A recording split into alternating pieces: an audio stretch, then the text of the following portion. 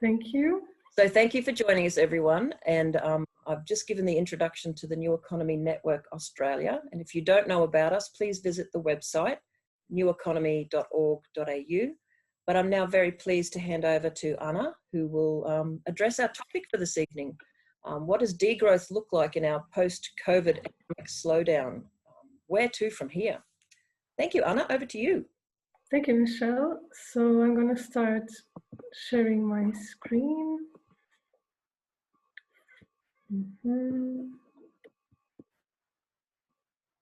Yep.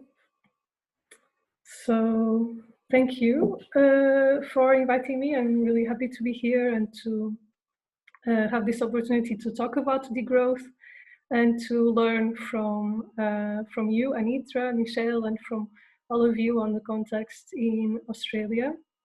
I have to say very briefly that in the last days I've been feeling quite overwhelmed with the situation in the US, the police violence and so on, and that was really, I was struggling with it while I was like also trying to focus on this hopeful presentation, and it just, I think for me, shows that there are, you know, still all these systems of oppression that we really have to dismantle. Yeah, so I just leave it at that. So I'm a PhD on consumption, on how to change and reduce consumption at Utrecht University in the Netherlands. And I'm also a co-founder of the Dutch Degrowth platform, which we started in 2018, Ontgroei, that's the name. And also I'm part of the Degrowth International activist group that is promoting the Global Degrowth Day. So I'm mainly going to talk to you today about what is degrowth. For me, degrowth has these two streams. It is, on one hand, like a really strong critique of growth. And on the other hand, it is this search for, you know, okay, now we criticize it really well, but then what should we do otherwise, right? So it is this really search for practices and alternatives for all the systems and lifestyles and arrangements and so on. So Pluriverse is from a book, also a really interesting book that I think it's for free online, you can find it, of all sorts of alternative ways of imagining a society that is not based on economic growth. So in this presentation, I'll mainly focus on this critique of growth, and I think Anitra will focus more on the other aspects of like the alternative. So what is wrong with growth? I have now like 4 slides. They are inspired very much by Barbara Muraka's presentation at the first Utrecht symposium. You can find that presentation online at Ontgroei's like YouTube and website. Barbara Muraka is one of the main degrowth scholars. And so the first thing that is wrong with growth is that, you know, economic growth is not just about some digital numbers increasing, right? The economy growing is related with material extraction and energy and resource use for that extraction and transportation and production and use and disposal and so on. And on the right side, you see here this picture from a study called The Great Acceleration, where you see, you know, all this increase in uses of resources for services and so on since the mid-18th century. So we see that all this increasing use of resources and energy has also effects on emissions. So growth is very much material and is impacting our ecosystems and the climate and putting all of us in danger. The second aspect of what is wrong with growth is that, you know, this idea of monetary growth, so GDP, while we are all like obsessed with it, GDP actually just means, you know, economic transactions. So it doesn't express the well-being of a society in itself. And there have been more and more indexes that trying to compare countries based on indicators that are not, you know, just economic transactions. One of them was the Happy Planet Index. I think they are not going on anymore, but they did it for a few years, and they were measuring life expectancy, ecological footprint, and inequality and satisfaction with life. And based on that index, Costa Rica was winning that index around the world for like 3 years. And I found something really interesting there was that also in other studies, so Costa Rica had this really high rate in this index, but has a way lower GDP than the US, but a higher life expectancy, and I think 1/3 of the ecological footprint.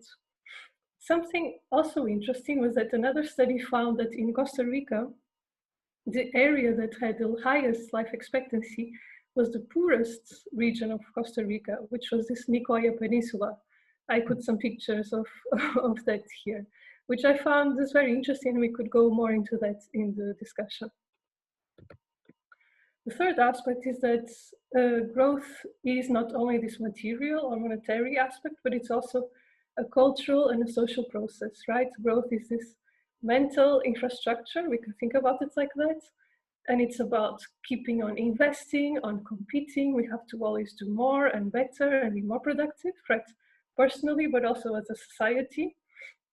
And this competition is also motivating and motivated by individualism. So at the personal level, you have these dynamics of more and more stress, anxiety, burnouts, loneliness, and so on.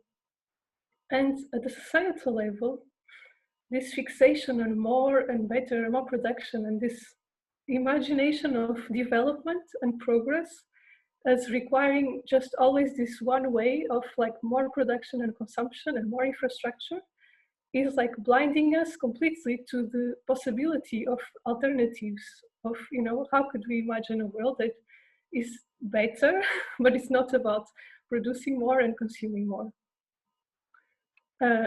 So that brings us to the fourth point, which is growth is a structural condition for our economies. So we are not only locked in mentally in this, but also very much structurally. So growth is seen as the only way to secure and improve living standards and social stability. And we know that, you know, our financial systems, our businesses, our governments are all dependent on economic growth. So that's what we see now also with the pandemic, that when growth is not happening, you have a problem. And we watched it happen about 10 years ago with the last recession. So our system is so dependent on growth that when it doesn't happen, you have huge, you know, unemployment and so on. So we are forced to keep on growing, not to have that. So on one hand, you have this system that it's a bit, you are like in this accelerating bicycle that cannot stop. And also we have this explanation or this reasoning that we need growth, we need it to reduce poverty, right? To reduce inequalities. But then if we look at that, we see that actually wealth has been increasing, but it mainly goes to the top. So while we talk about that, oh, we have to keep growing the pie, otherwise, you know, people are still really poor in many countries, and even, you know, in the rest of the world anyway. So, but actually, we see the wealth is growing, but it goes to the top. And here you see this little message from Oxfam about the, you know, 2,000 billionaires own more wealth than 60% of the world population. And we know that billionaires are increasing. They are having a huge amount of growth, and especially even more in this pandemic. So let's go, taking into account all these issues, what is degrowth? So here I have like two degrowth definitions, let's say. So one from Barbara Muraca, who says that degrowth is not a reversal of what we have right now. It's not about just shrinking and less. Degrowth is a radical change of the structure of society. And then I have another definition that I assembled from a few others that says, degrowth is a process of political and social transformation which downscales production and consumption, reducing society's material and energy use, while at the same time improving the quality of life and enhancing equity and ecological conditions on the planet. So then we could go into degrowth policies and practices, and I hope we go into that in the discussion. Regarding, degrowth and COVID, I think, so these are my impressions. So from the start, you had, of course, reports of, people stocking up in supermarkets, but you also had lots of reports of spontaneous actions of caring for strangers, right? There are lots of notes of people that posted that in their buildings offering help to their neighbors and people volunteering a lot in all kinds of services. So I think that shows that we are not just inherently competitive, like we have been accustomed to hear that we are, but caring for others and being social is very much part of human nature in terms of how we have evolved in groups and so on. And the other thing is that the crisis has shown how priorities can change so fast if there is political willingness for that. So from night to day, the economies were shut down to save lives. And you could also see that in that period, which professions are really the ones we depend on, right? And it was care, and it's about food, and it's about cleaners, and so on. So I think that's really important, that also for what we are facing next with the climate crisis, is that we know we have to take harsh measures and transform our economies completely. And for a long time we've been told that, but that's harder, and we cannot do it that fast. And from night to day we could see how it was done. But then we also see that we know, because we are a society dependent on growth structurally, that when that doesn't happen, you have mass unemployment, right? We have this huge disruption. So this is an important time to make these tough choices of how are we going to make our society less dependent on growth, but dependent, on the things that we really need for well-being of, each and every one of us, for justice, for equality, and for, to stop exploiting and polluting planets and ecosystems and so on. So you have this, we are a sort of a crossroads. And I think from a degrowth perspective, so from a degrowth movement perspective, but my own, is that it's really important on one hand to keep telling people about this idea of degrowth, because it's like, okay, let's dare to imagine something else. I think that for me, that's the strongest point of degrowth. So it's this tough critique, but also that it's like it breaks the status quo, that there is no alternative to this idea of progress that at the same time is undermining our future. So degrowth has that strength.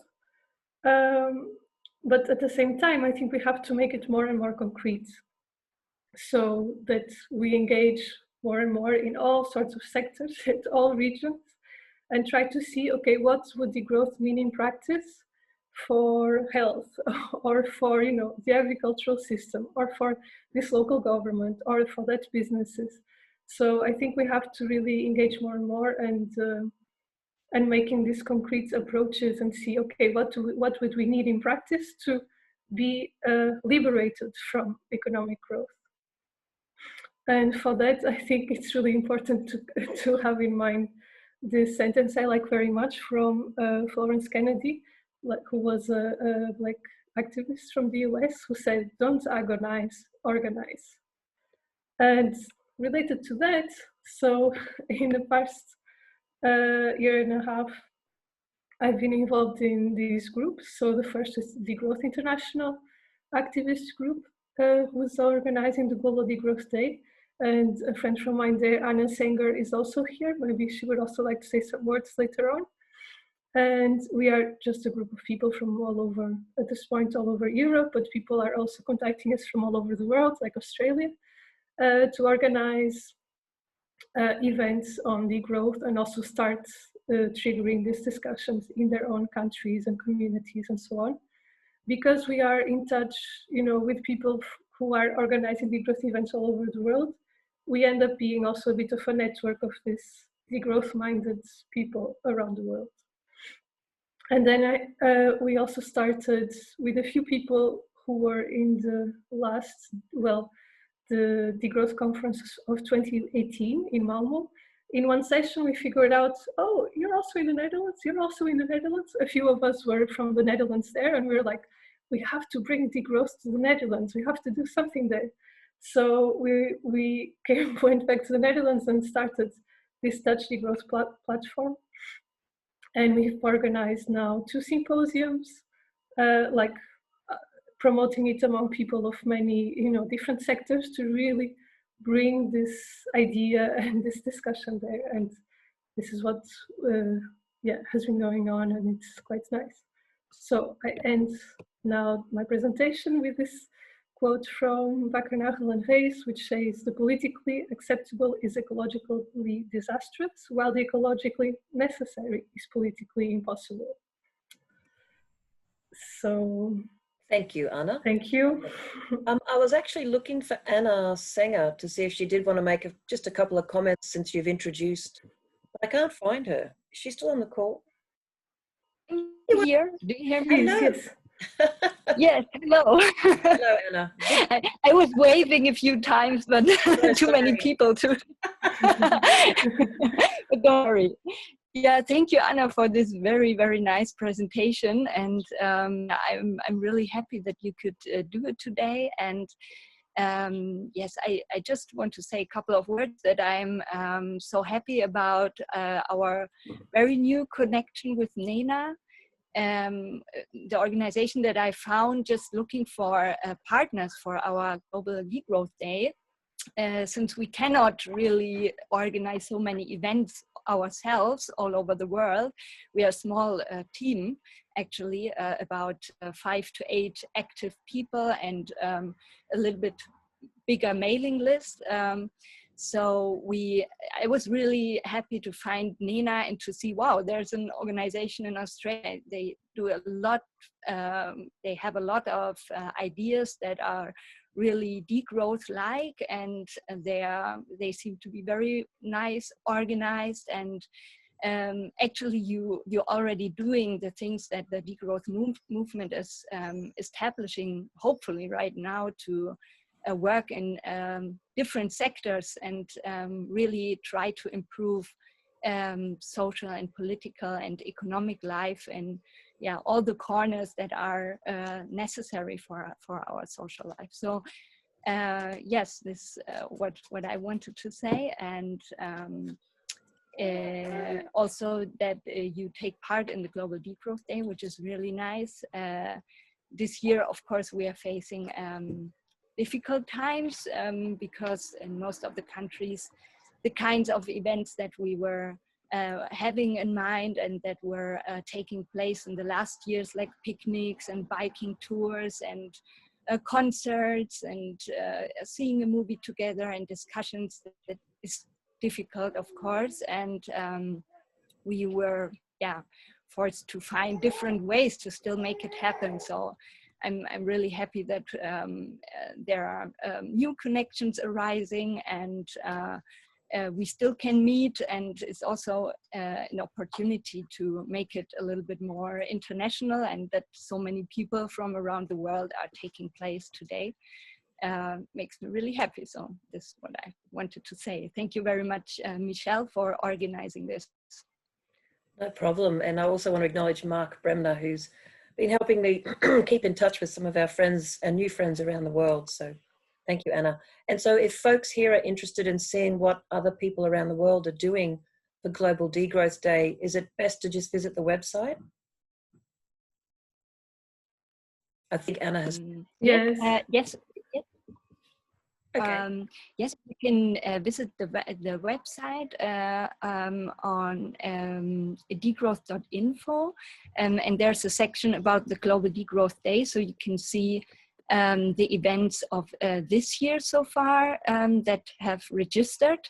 And actually, it's not only taking events part on our organized events on this day, but it's through June and July and through the whole summer that there are different events virtually and also offline events. So yeah, the best way is to visit this website, and there you can still participate because we have 3 days left. And if you feel like, oh, I can organize something small, even if it's just a small meeting with some people, a discussion group, or I want to show a movie and the restrictions are allowing it in my country right now, so there's still time to do something, and you can register your event in a map, and on this map you'll see all the different events of the Global Degrowth Day, but you can also see all the degrowth realities in the world. So this map is growing right now and was established just a few days ago, before we had a different one. So feel free to visit the website degrowth.info and participate or inform yourself and get familiar with the movement. And yes. Excellent. Thank you so much, Ana and Anna. And for everyone who can see the chat box, Ana has put in the Global Degrowth Day website. And if you would, Ana would like to put in anyone's email address there in case folks would like to directly connect, that might be lovely. But yeah, our little webinar tonight is in place of, probably we would have in a former life encouraged you all to get together in a non-growing fashion in terms of fossil fuels, get together at a cafe or something and chat about these important issues. So thank you so much. And now it's my great delight to introduce Anitra Nelson, who is involved in so many things. I'm going to let her introduce herself, but I've been very impressed with watching all the writing and the work she's done on degrowth in particular sectors. So over to you, Anitra, to share with us tonight. So I'll just try and share my screen. Yes.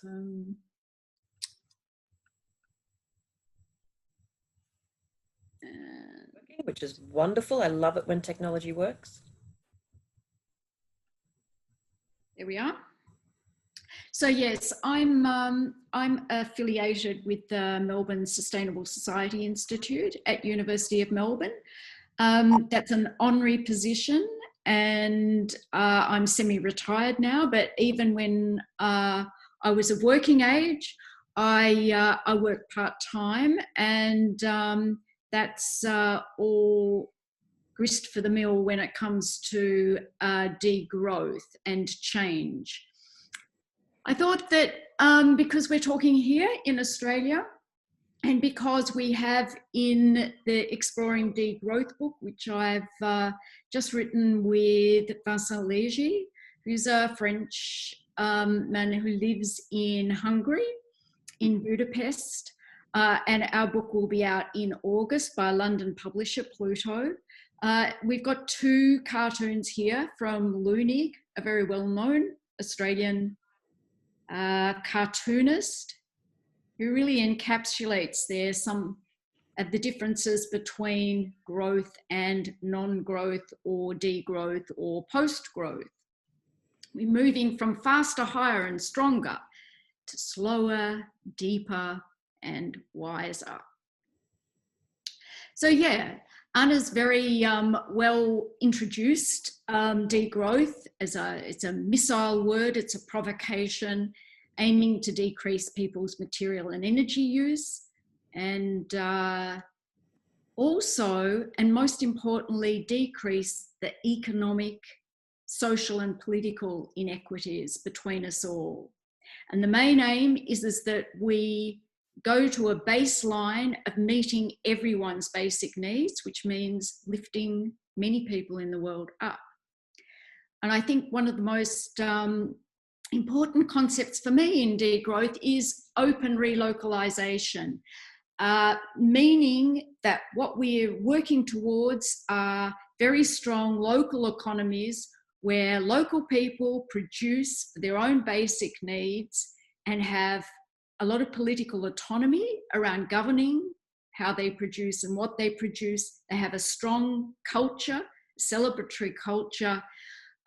It's an open relocalization. So we're not looking at sort of like protectionist measures around localization, but being very open and global in the way that we network. Another Loonig cartoon here underscoring that degrowth is about achieving happiness, and a happiness that is derived just from very ordinary, everyday kinds of things that we do, like 3 minutes of happiness borrowed from a dog, or diffuse residual happiness resulting from rhythmic domestic tasks such as washing the dishes. So degrowth really departs from a lot of the other kinds of sustainability paradigms that are into smart technologies and trying to twist and turn within capitalism with various reforms, and bringing in the Green New Deal kind of pretty much fits into this kind of paradigm. Is degrowth is very focused on the fact that what we're looking at is a very sharp decline in material and energy use, so that we can in fact fit within the limits of Earth. I started to learn about degrowth about 10 years ago, and I was lucky enough when I was a visiting scholar at the New School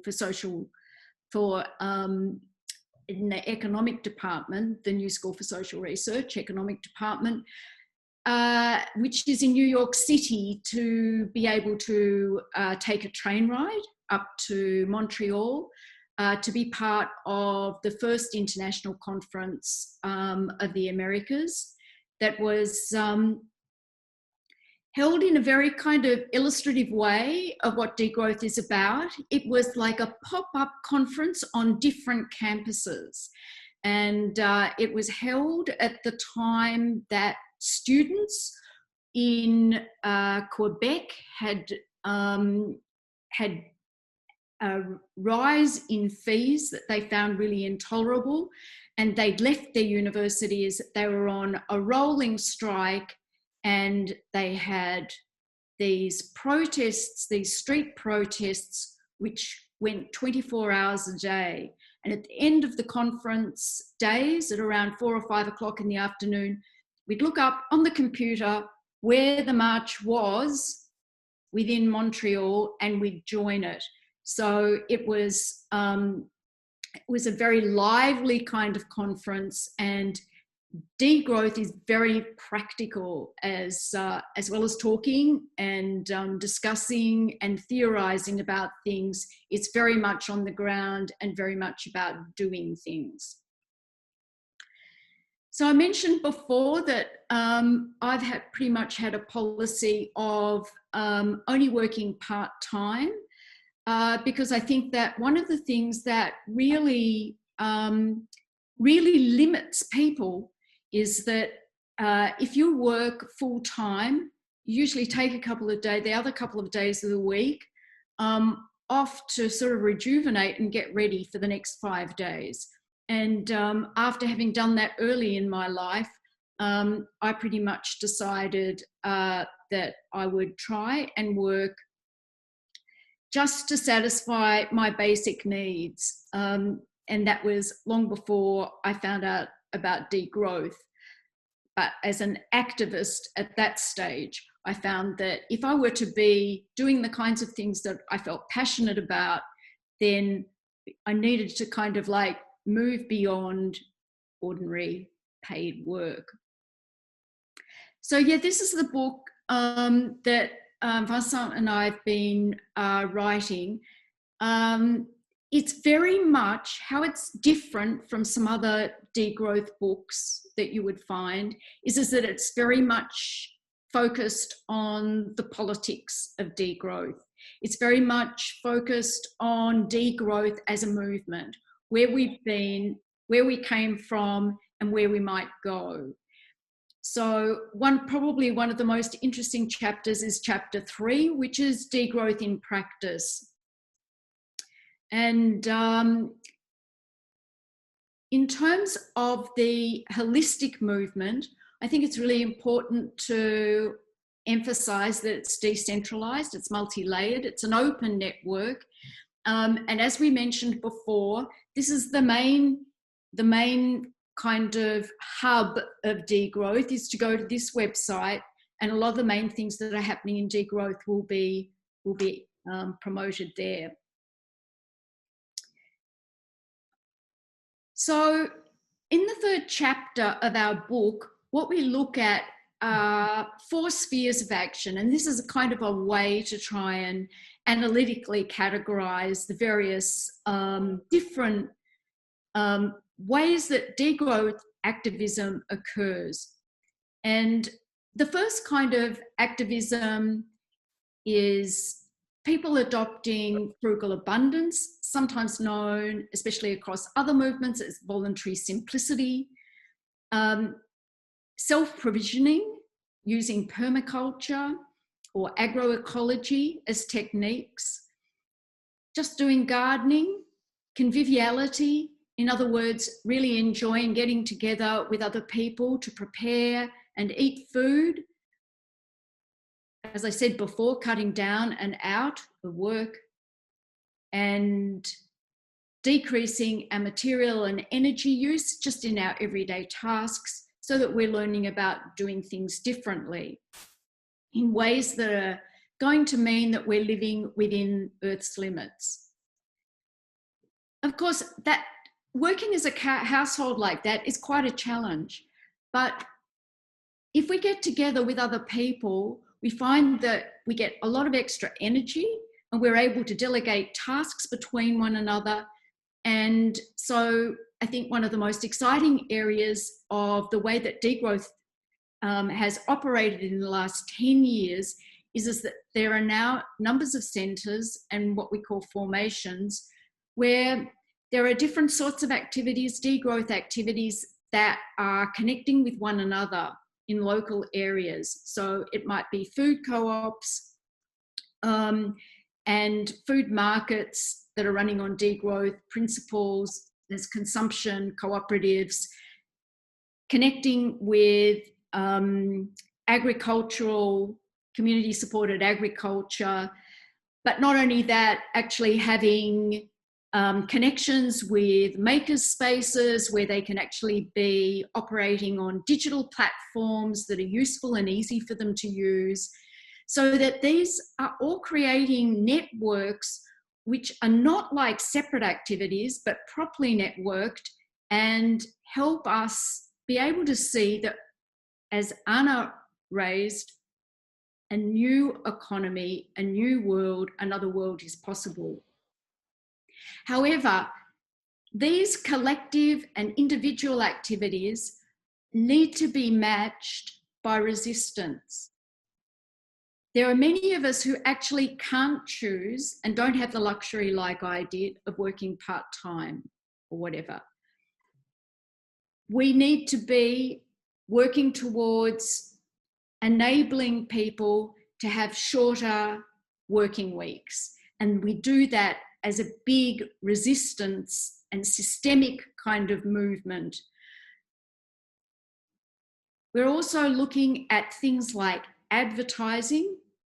Degrowth itself actually became visible as a movement with Adbusters. Also fighting the big mega infrastructures, because while we're doing really constructive things, and capitalism is growing and growing and growing, we actually need to be targeting those massive and really dangerous and destructive aspects of capitalism. Joining with other groups, the groups that are working for environmental justice, Indigenous peoples who are suffering from mining on their own land and stuff like that. So a lot of that involves campaigning with other movements. And there's a very good book that's just come out, and it's called Degrowth in Movements. And that one there's about 6 books out this year, which are all looking at different aspects of degrowth. And what's good about degrowth in movements, and you can see some more about it at the degrowth.info site, is that it shows how the engagement between degrowth and other movements is extremely strong. And we benefit a lot from our discussions and actions with other groups, like food sovereignty movement, alter globalization, a whole range of movements. And I suppose that gets us to the final area of degrowth, and that is not just theorizing about, but strategizing about the agenda for degrowth, the project of degrowth. So I'm going to talk a little bit about that. In our book, we unpack and sketch a French proposal for degrowth, which is around an unconditional autonomy allowance, which is multidimensional, and I'll come back to that in a minute. But here we are. This is Camp de Crèche in Sébéret in France, and one of the founders of this degrowth centre, Francois Schneider, co-edited the book that I edited called Housing for Degrowth. In that book, we've got a chapter by Hans Widmer, who's also known as PM, and it's looking at a quite kind of utopian or theoretical degrowth project. And here's a sketch of what he elaborates in his chapter. And it's really looking, he's tried to make the different aspects of this courtyard conglomeration of people all dwelling and working in a multi-story complex. He's tried to make it look as if it's borrowing from all different kinds of cultures. And again, this is what open relocalization is about. It's about us recognizing all the different cultures that we've come from and holding on to the best of them and sharing them with other people. And you can see all of the productive activities that are all happening around here. And in Hans Widmer's chapter, it's very much a kind of a city settlement, but blending back and leaning on a very close hinterland of agriculture. Not a proper hinterland, it's properly decentralized cities. So yeah, that's a chapter in this book that talks about other things, such as up here in the right-hand corner, you can see a photo of Common Ground, which is in central Victoria. Quite a lot of the work that I've done and some of my living activism during the 1990s, I lived in 2 different forms of eco-collaborative housing.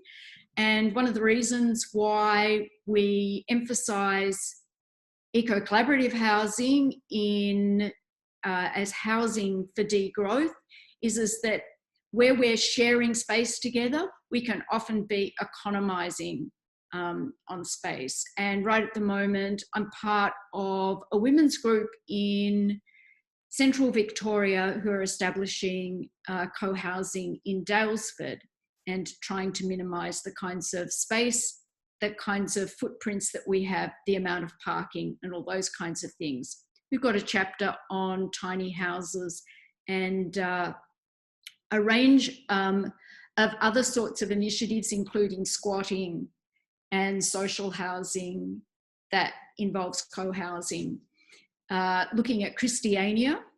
And let me just move on here.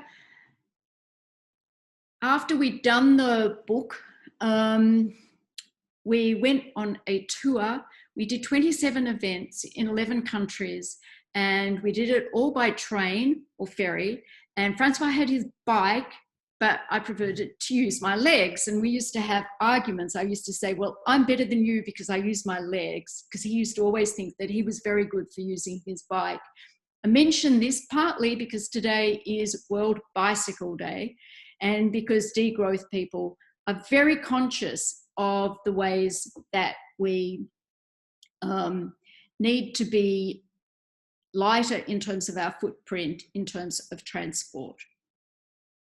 So I also thought it was important to mention this tour because it shows that where we see ourselves not just as scholars, Francois has an engineering background, I'm in the social sciences, but we also do all of this as activists. And this tour was very much a blend. There was probably fewer events that we did in academic institutions and many more public ones in social centres and various public spaces and activist spaces.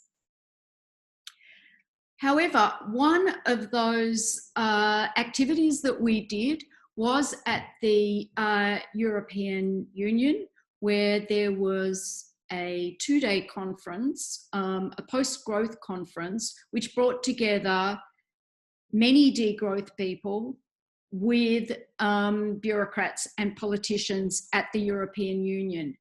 And Francois and my message in terms of representing the contributors to the Housing for Degrowth book was that what we really need are enabling mechanisms. I think many people have experienced trying to build, or in Australia, for instance, it's very hard to do tiny houses or co-housing because they're models that don't fit easily into planners and building regulations and all of that kind of thing. And so, although many of us working at the grassroots think that we're going to get further by working at the grassroots, there are things that we can demand, governments that we have at the moment, which could actually release a lot more energy at the ground level. In Australia, where we have problems, big problems in terms of housing and costs, this is a really massive thing, and one of the things that I do in my local area. So we're doing a follow-on book that's called Food for Degrowth. I'm doing that with another Australian, but Fern is actually based in Barcelona. One of the chapters is written by Patrick Jones and his partner Meg Ullman. And Patrick lives in central Victoria, like me, in Daylesford. And here he is with a poster on degrowth, and he's part of one of the big climate marches that we had about 6 months ago. So you can just see here that we've got 17 chapters with lots of different kinds of things, and it's pretty well divided into clusters of chapters on those different aspects that I went through in the different 4 categories. Perhaps one of the most important things to recognise here is that there are numbers of chapters that are written by people in Central and Eastern Europe, and they draw a lot on the extension of traditional practices, especially, say, in food self-provisioning. And you can see that the 4th chapter there is on Kenya, and it's on women who live in the capital of Kenya, in Nairobi, but who maintain strong links with their rural roots and manage to keep, and they also do gardening, and they keep up using some of their traditional vegetables, and they get together in households collectively and continue the preparation of the kinds of foods, leafy green vegetables, that the commercial farmers and the commercial supermarkets see as being too difficult because they go bad quickly. And what we're learning, and it's the same with the Housing for Degrowth, is that there's much in the Global South where Global South people can teach us various things about what they're doing to resist neo-colonization through capitalist practices. Anitra, I'm just wondering how you're going for time. Yep, I can stop more or less any time. Well, it's not about stopping. I think you were the one who suggested shorter talks so we can have more conversation. So it's been more than 20 minutes now. So okay then. Yep. Why don't I just, yeah. So I'll just move through this extremely quickly. So I've mentioned that degrowth is about cultural revolution. It's about quality and use values. And just to mention about the unconditional autonomy allowance that I spoke about before, we're looking at basic needs and services being met. And it's not just a basic income in terms of money, but basic needs and services being met in kind. Maximum incomes. Those are the kinds of things I'm involved with in my local area. I'm just not going to talk much about that. And the last slide is about degrowth futures. We're looking at talking about degrowth like we are now, questioning it, doing it, experimenting with it, and growing it. And having cats sit in pots and do it. Stop sharing right now. Thanks, Anitra. And I really hate rushing people. I love to hear whatever. No. I knew that you'd give me notice. So there we are. I was already hard. It's harder to be polite in Zoom. In the real, you can hold up a sign. But thank you so much, Anitra. Although I don't want to have a death by PowerPoint evening, I do just want to share a couple of thoughts. I mentioned in the blurb that I would also speak to some of the legal aspects, and Anitra, some of your slides really raise this whole point of we need to support the kinds of mechanisms and measures that would help create a systems change and support degrowth. And it was funny, I had originally invited Sam Alexander to be a third speaker. When he couldn't join us, I thought, oh, hang on, I did a PhD related to this. Maybe I should share.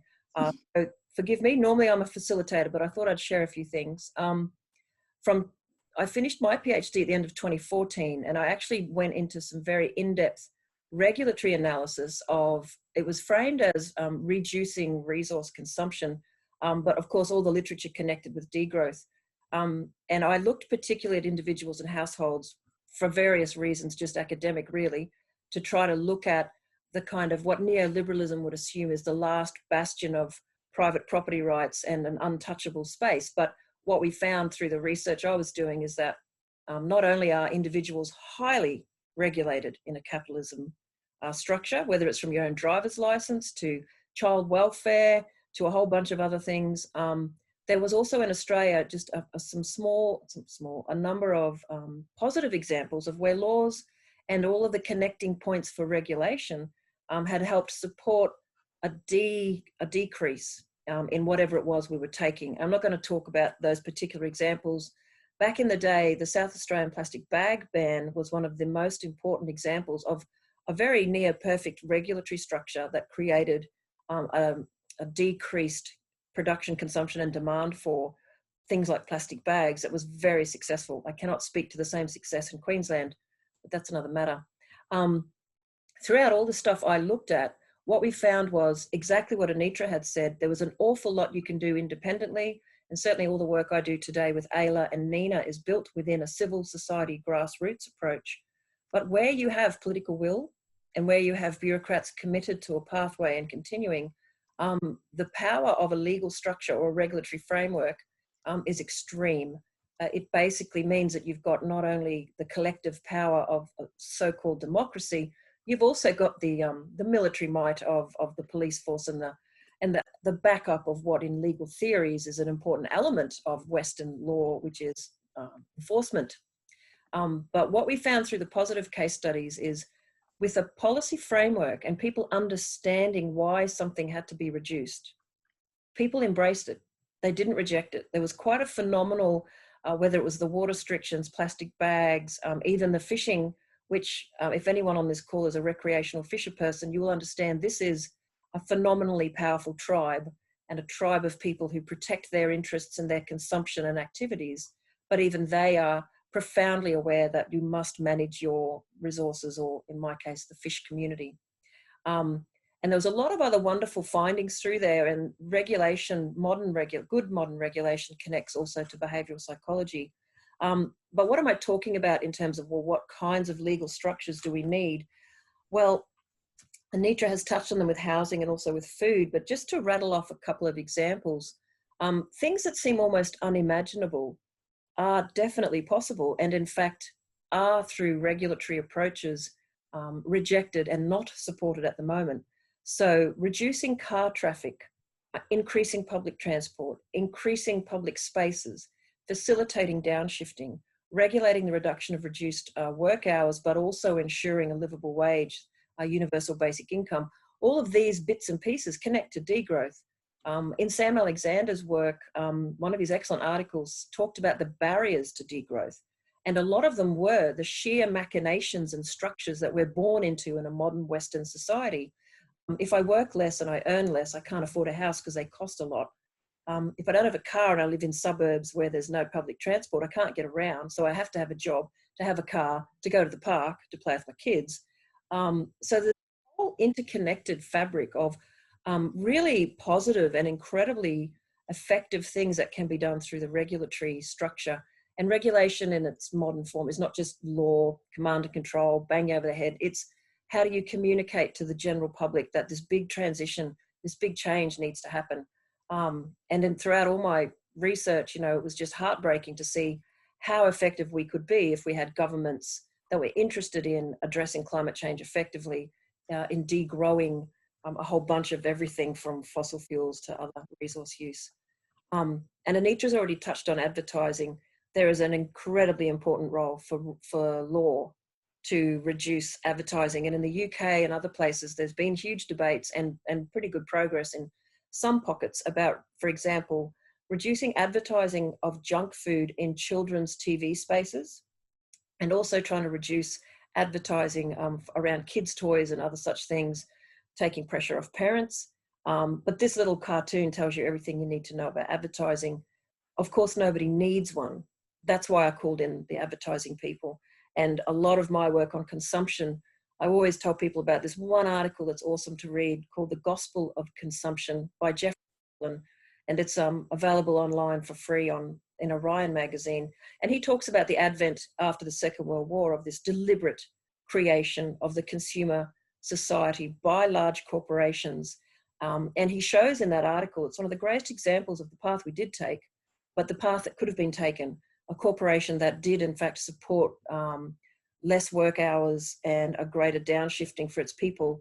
And the lovely stories people said, when they became part-time, they joined community, they made jam, they had time, they did good things. This was back in the 40s, 50s. And I like to end my quick blurb on law and the power of law and regulating everything from positive incentives to negative incentives through taxation, rates, all manner of ways you can control activity. Greatest reminder for people in the West, particularly, who think there are no limits and we shouldn't have limits, is that when we see great need, the Second World War is a great example of rationing that took place, then governments step up. And we've seen this. And to link it back to the theme tonight, what COVID has shown us is, number one, we can live with less air travel, less local travel, local food. We can see giant changes in society quickly. And if we could address climate change and the ecological crisis that we face, as quickly as we did with COVID, and we could. There are ways to do it. The world slowed down, but other than the poor people who got very sick, the world has not ended with people staying home and not flying around the globe or doing all manner of things that are costing the earth. So that's where I'll end my talk. About the only other thing that I will do is just give a plug. The work that the Australian Earth Laws Alliance does through a program called Green Prints, which is a play on the word of blueprints, is this idea that at a societal level, it's a complex approach to create systems change to grow. But we've been working through a methodology with some pilot communities to show literally at a large scale, large landscape scale, how we can harness all of the awesome tools out there to understand local ecology and local ecological limits, to then understand land use and what's been going on in that place and all of the consumption, production, housing settlements, everything, and then understand how we might shift from that to a much more sustainable, sure, but also a degrown space where people are happier with more time, but still have an economy and still have these strong local ways of working and being. So Green Prints is something that we're passionate about, and it brings in all the best stuff that we can find, all these other tools. And probably one last reminder is that degrowth itself isn't the end game. Otherwise we would shrink and disappear. We don't want to continue degrowing until there is nothing left for us to be. As Hayden Washington in the Center for a Steady State Economy group says, it's degrowing particularly over-consuming societies so that we can reach a point where we are living within our limits and we are being good Earth citizens and contributing to the reduction of excess inside our global commons. So many things to think about. But that's all I wanted to say with my quick reminder that, number one, I used to be a lawyer type, and number two, our collective and legal responses can play a very important role.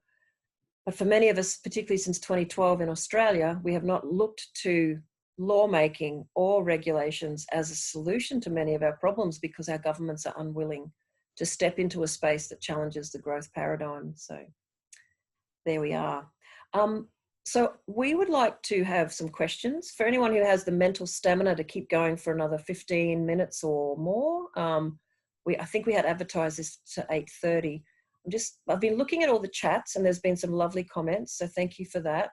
I'm just looking for actual questions. There's been a lot more come in while I chatted, so here we go. Kerry Willis has said, are degrowth proponents working together with the Wellbeing Economy people? Yes, they are, absolutely.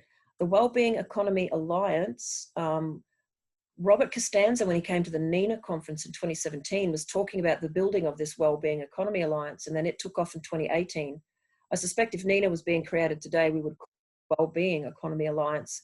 You never know, down the track we may change its name, who knows. But NENA is certainly connected to Wellbeing Economy Alliance and degrowth people in that space. Doughnut economics is very much about living within limits and downshifting.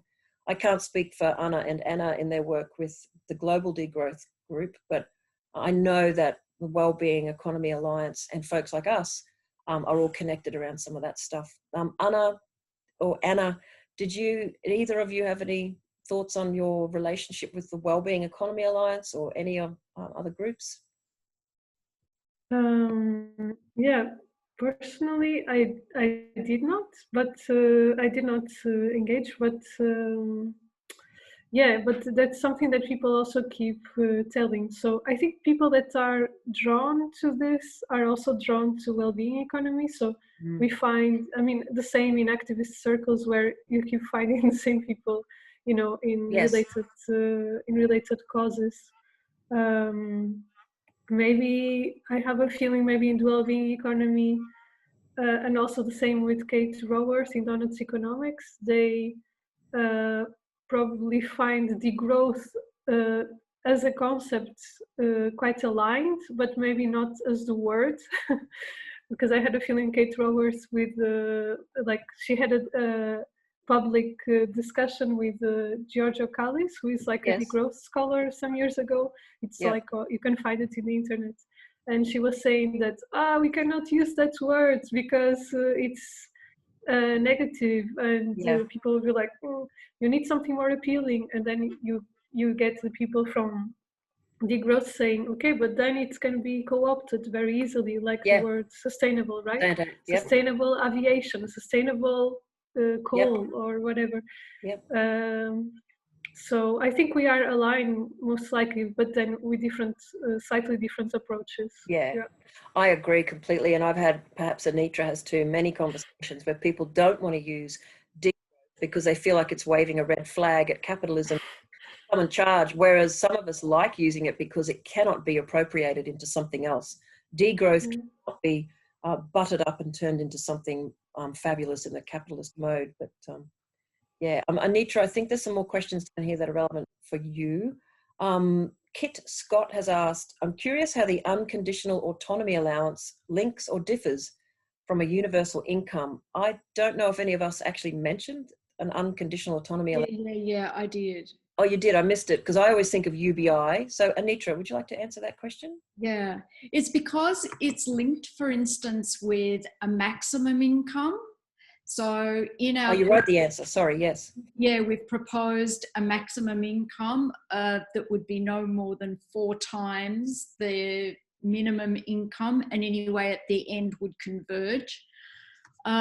It also is different in the sense that it's not a monetary income, or not necessarily a monetary income, and will involve basic services and basic goods as its main components. So a guaranteed minimum income is something that you could plonk within our current system right here and now, but the unconditional autonomy allowance is related very much to an autonomous kind of productive system over which people are governing. So anyway, the 5th chapter in our book is about that, and unpacking it in terms of open relocalization and everything else. Excellent. Thank you, Anitra. Mark Spain has asked, Anitra, in your experience, what is the optimal size and configuration of the social units for human beings to collaborate in the way that you describe? Yes, the answer to that is it depends on the specific sort of land that you're looking at. So it's really related to the carrying capacity of the land, but within that, around 100 is a very good minimum unit. And what you would expect is that you would have lots of neighborhoods of 100 people, and they could be cells of something that's bigger. Hans Widmer, for instance, argues 500 is better. So, this is all up for grabs, but those are a couple of stabs in the dark. I think Nick Rose has got a raised hand as well. Oh, sorry, Nick. He was doing all the correct procedure. I always just read the chats. Nick, do you have a question, my dear? I do, thank you. I was just typing out I was typing it into the chat, but I'll speak to it now. So yeah, first of all, thanks very much. Yeah, great to have this discussion, so important and so timely at a time when the global economy is going into pretty profound crisis, and the political situation has just been an extraordinary year, I think, and I don't think there's any doubt that we're in a kind of moment of systemic and structural crisis, and that's a time of opportunity for alternatives to be proposed and debated and discussed and argued for. And I think degrowth has got absolutely so much to commend it and recommend it, particularly in kind of overproducing, over-consuming societies such as Australia. So completely kind of agree with and endorse everything that's been said tonight. I guess my question really sort of concerns, and maybe it's a question for Anitra, but also for Ana, I think, in terms of the the movement in Europe. And it goes to kind of the question of the politics of degrowth, and this question of resistance and agendas and transformative political projects, and how that's actually kind of taken forward and articulated in practice when You know, if you want to kind of go a little bit deep, I mean, capitalism has been sort of like touched on a few different times in the course of the discussion this evening. I don't think there's any doubt, if you're proposing a degrowth political agenda and economic agenda, that you're really tackling capitalism head on, in the sense that capitalism by definition is an expansionary economic system. It has to grow, otherwise it falls into crisis, and it, you know, has horrendous kind of like social and economic consequences, which, you know, we're seeing right now. And when it goes into deep crisis, then it, you know, tends politically towards fascism and repression, authoritarianism, which is exactly what we're seeing right now as we're speaking in the United States. You know, the veneer and mask of civility and democracy and political rights kind of quickly disappears, and the, you know, the iron fist of repression and rubber bullets and tear gas is, you know, coming out very literally. So, and even before then, you know, with COVID, you know, my work is in around food and food systems. You know, people are being sent back to work in the United States in particular in very dangerous situations, literally, you know, being sacrificed on the altar of profit in meatpacking factories, and, you know, without proper equipment, you know, healthcare workers not having proper equipment. I mean, capitalism made no preparation for this pandemic whatsoever. So I guess, you know, that's all kind of my preface to my question, which is, what is the actual politics of degrowth when it comes to the confrontation of a system that, you know, as Canadian Professor John McMurtry said 20 years ago, is in its cancer stage. You know, we're now in the cancer stage of capitalism, a metastasizing, life-destroying economic system that's, you know, obliterating human and ecological communities around the planet. What does degrowth as a movement have to say about that? And I guess what I haven't heard tonight is, you know, the class dimension of this, I guess from a Marxist perspective, in looking that there, you know, there are clearly class interests in society. There's extraordinary and grotesque inequality at this point in time. The global economy is very much structured to sucking all the wealth from most of us as working people up to a tiny fraction of the elite. Are we going to turn that around through, you know, permaculture communities and local food and co-housing, or do we need to be working with the trade union movement, working with the Black movement in America, with people who are actually taking this head on, and, you know, working with the levers to bring the system to a grinding halt, which ultimately will involve confrontational class-based politics in the form of, you know, massive worker organising and strikes and so on. Thank you, Nick, for a very comprehensive question and statement. Anitra, did you want to speak to that, and then we'll turn to Ana? Yeah, well, one of the frameworks that degrowth has used has been to refer to, in the decades that it's been a strong movement, as an undeniable capitalist collapse, which we're experiencing now. And the argument is that we either manage this, or then we have the kinds of consequences that you're talking about in the United States. So that's capitalist collapse, what we're seeing in the United States. What degrowth is about, it's about us recovering our capacity of democratic skills to be talking like we are tonight, and to organise, our capacity to organise, you know, which is, this is where you come to the class aspect of it. So many of us have been just pushed into an apathetic or really difficult position where we have very little say at all in terms of politics in the kind of system that we're in. We might vote once every 4 years amongst this very, very tiny choice when you look at it in terms of variety. So when you're looking at, well, how do you actually, how do you approach what is still a very strong system, even though it's collapsing around us? A lot of my work has actually been as a non-market socialist, and we're looking at actually saying we won't operate with money. And that actually puts capitalists and capitalism into a really difficult position, because we're not engaging with it. It's not, and it can't engage with us. It can't compete with us.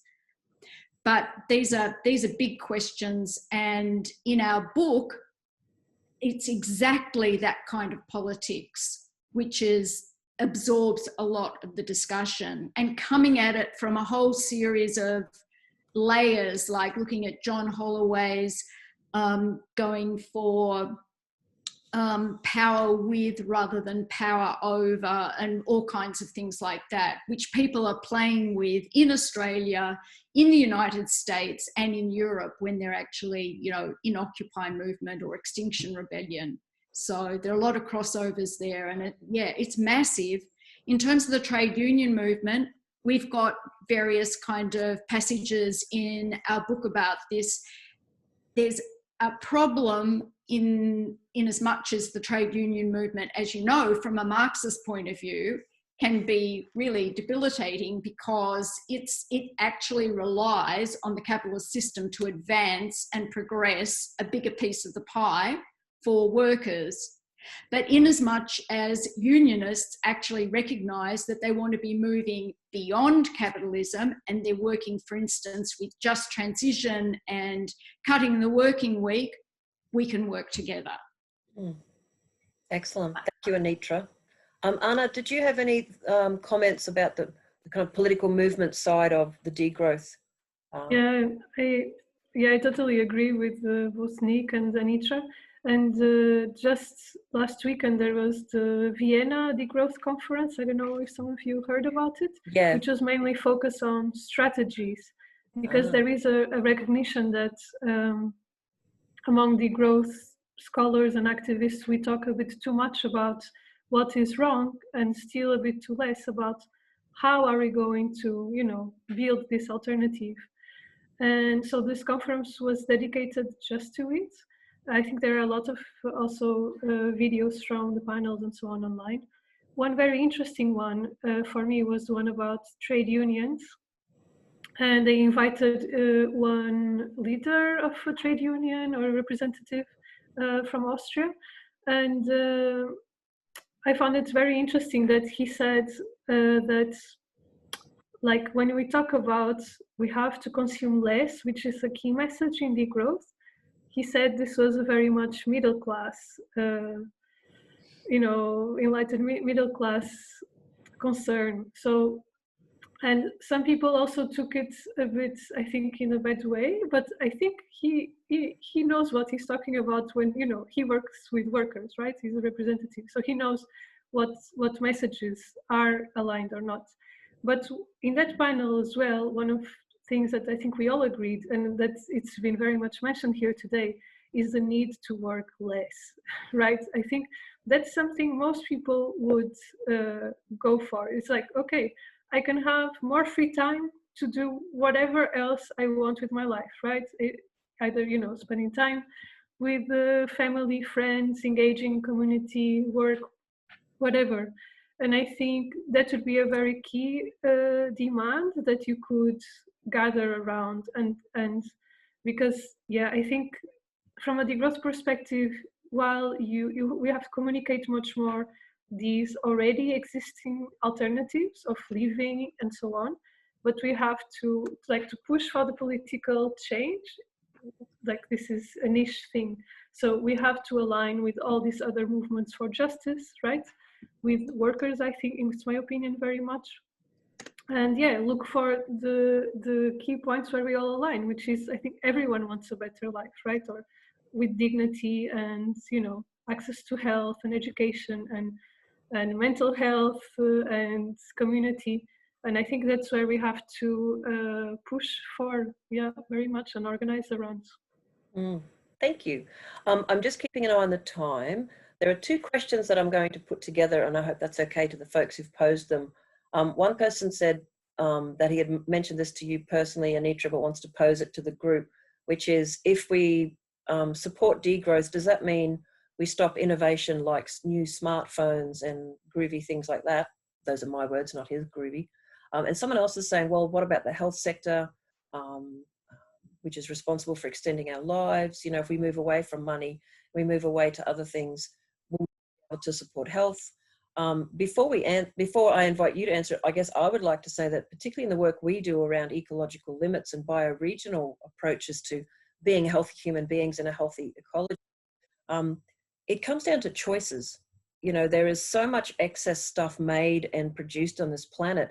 And as a parent, I've seen oceans of plastic toys in toy shops. I've seen many other things. I think a society that understands its limits, understands the actual real resources it has available to it over time, forever, through circular economy, through doughnut economics, should then be able to make wise choices about, I love my smartphone too, but maybe rather than constantly upgrading the hardware, we could just have clever buggers playing with the software, and we agree that we keep the hardware for a certain amount longer than whatever, that's planned obsolescence.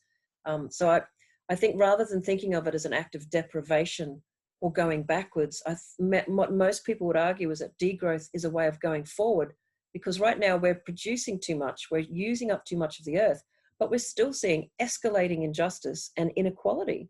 So this often, a lot of the numbers I've seen kind of pulled together around circular economy and degrowth is you could actually have everybody having a better life by extracting and using and polluting less, because most of what we're actually extracting and polluting, a lot of that is turning into waste and wealth for people who are already wealthy. But Anitra, Ana, do you have any thoughts about that kind of idea around how do we keep the things we like and how do we stay healthy in a degrowth moment? I can say something very quickly. One is that I don't think that degrowth is for, I mean, we tend to go for low technologies or simple technologies because they're actually more effective. We would not preclude any kind of like high or complex technology. It's the issue is it appropriate in terms of materials, energy, and for human beings. The other thing in terms of the health, be very interesting in terms of pandemic, United States, United Kingdom, France, all those places with all the, where all the companies are that produce pills and wonderful hospitals and this, that, and the other, and what's actually happened. Health is a very complex area, and it's not necessarily directly related to the market. It's been underpinned by a lot of public monies and stuff like that. So it's actually a poor example of, market versus degrowth or whatever. So we'd be looking at prevention. I actually suffered from micromercurialism, and, like for years, no one knew what was wrong with me. And from my point of view, for instance, and I've met lots of people in immunology clinics and everything who've all got kinds of diseases, and people can tell there's something wrong with them, but that current system actually doesn't meet their needs. But we don't discuss that. It's all suppressed. Yeah. Excellent. Well, we're coming up to 3 minutes left for our hour and a half. Well done, everyone who's been able to stick it out in the evening and be part of this. There's a couple of comments, but I might grab the question that I think is an interesting one for the new economy space. Someone, and I'm sorry, it's further up and I've forgotten the name, but someone has asked, how does the Green New Deal connect with degrowth? How does it all fit together or not? I can speak. Anna might like to talk about that. Ana, did you want to? I can make some comments. Yeah. Just very briefly, I think there are many Green New Deals being proposed, right? From the European Union Commission to in Europe, there is also this Green New Deal for Europe people, which are quite different. So you would have to look into it. But I think, of course, you see that what is being proposed by the establishment is something that is not really challenging fossil fuel companies and really putting forward the shift in economic, industries and so on that are needed for an actual green transition. So while I think in the US they are much more highlighting the importance of justice, right, and of using the Green New Deal to for, you know, to have also fair wages and put a lot of people at work within regenerating ecosystems and care work. So I think in my perspective, but this is a big discussion, it would be compatible with degrowth if we use it not to recharge economic growth, but to shift the economy to be much more based on non-material work, which is really what is most valuable, right? We need, I mean, in its essence, to take care of each other, to take care of the earth, to have basic, you know, food and so on. And even, you know, for the agricultural system to be more sustainable, you would need more people working on it. So I think it would be possible to align it, but yeah, you have to look into the details. That's great, Ana, and I agree. A good Green New Deal approach should be completely compatible with degrowth and then steady state or donut economics. But look, we're just about out of time. There's so many important issues to be discussed, and certainly here at NENA, we're trying to do our best to bring people together without exhausting us all too much to have these wonderful conversations. I'm going to thank our speakers and then give you a quick reminder about two more things coming up on the NENA horizon. But I've taken to this really daggy applause mechanism on Zoom, which is kind of clapping up here quietly. But I'd really like to thank Anitra and Ana for your wonderful wisdom and expertise tonight. Thank you. I've really enjoyed it. So a little bit of clapping. Thank you. Thank you. And very quickly, next, for those who would like to stay on board with the NENA Happy Boat and talk about how do we build this civil society strategy for a new economy, our next meeting, and we've had anywhere from 45 to 65 people, but we do have a chat about what we're up to, some examples from different hubs in NENA, about some suggestions. It's on next week, our next meeting, Tuesday the 9th of June at 6 p.m. And if you go on the NENA website, you'll see the strategy button, the little thingy, the box on the homepage, and you click on that, see the web link for the strategy meeting. And I'm excited to say that later this month, we're going to have the Northern Territory is activating its hub. And on the 25th of June at lunchtime, they've got some amazing speakers lined up about rethinking economies for Northern Australia. So keep an eye on the Facebook page and our NENA website. I've got to update the webinar page. I'm sorry, it shows none of this goodness, but it will be there. And the recording from tonight will be available in a few days on the NENA website on the webinar page. And on that note, thank you all. It's been lovely evening with you. And I hope you have a lovely, lovely winter night, or wherever you are, Ana, it might be warm. Thank you so much for joining us early in the morning over there. We really appreciate it. It was a pleasure. Thank you so much. 11 o'clock, so it's fine. Thank you. And good luck with all your other degrowth, happiness and events. So yeah, thank you, Anitra. Thank you, Ana. Goodbye, everybody. Thank you. Thanks, everyone. Bye. Bye. Thank you. Bye-bye.